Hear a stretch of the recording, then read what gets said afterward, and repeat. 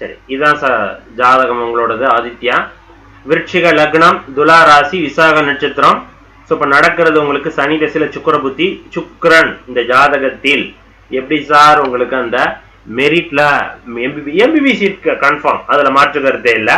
இங்க பாருங்க, அந்த டிகிரிங்கிறது ரொம்ப முக்கியம். ஸோ சார் வந்து டிகிரி பாயிண்ட் ஆஃப்ல கரெக்டா சொல்லுவாரு.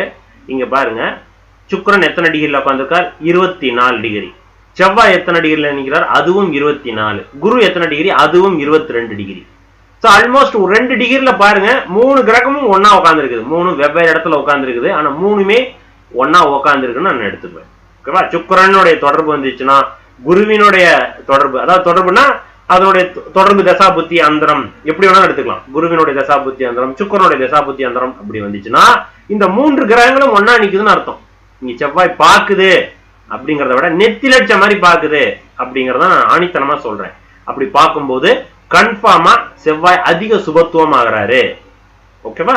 அப்படிங்கிற பட்சத்தில் ஈஸியா அது கிடைக்கும் அப்படின்னு நான் சொல்றேன். சரிங்களா? சோ இதற்கு காரணம் அந்த டிகிரி.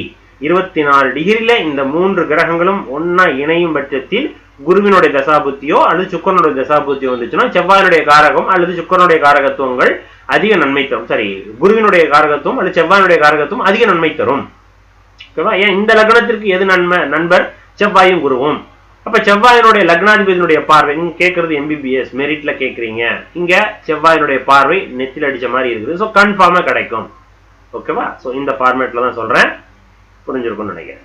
ரைட் சார், கண்டிப்பா கிடைக்கும் சார். நன்றி சார்.